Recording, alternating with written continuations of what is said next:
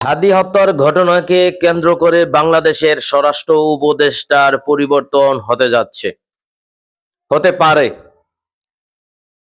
স্বরাষ্ট্র উপদেষ্টার পরিবর্তে কে আসবেন? খলিলুর রহমান আসবেন নাকি অন্য কেউ আসবেন? আপনাদের কাছে কি মনে হয়? ইনকিলাব মঞ্চ তারা কিন্তু হাদি হত্যার বিচার ৩০ কর্মদিবসের মধ্যে চেয়েছেন। অন্যদিকে আসিফ নজরুল আইন উপদেষ্টা তিনি বলেছেন ৯০ দিনের মধ্যেই হবে।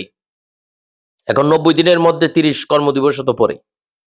শেষ পর্যন্ত আসলে কোন দিকে যায় সেটাই এখন দেখার বিষয়। ইউনূস সরকার, ঢাকা, বাংলাদেশ, নয়াদিল্লি, ভারত টানাপোড়েন চলছে। বাংলাদেশের মানুষ মনে করে ভারত এই হাদি হত্যার সাথে জড়িত।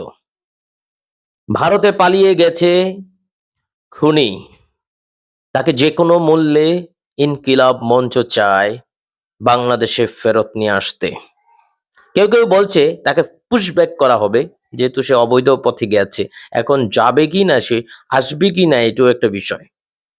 সো এখনো পর্যন্ত স্বরাষ্ট্র মন্ত্রণালয় হাদি হত্যার বিস্তারিত সে দেশে আছে নাকি বিদেশে আছে অফিসিয়ালি কিছুই বলছে না।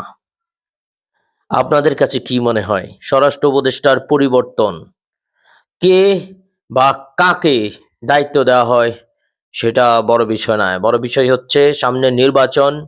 নির্বাচনের জন্যে নিরাপত্তা ব্যবস্থা আরো জোরদার করতে হবে। পাশাপাশি হাদি হত্যার বিচার নির্বাচনের আগেই করতে হবে, এমনটাই দাবি করেছে ইনকিলাব মঞ্চ।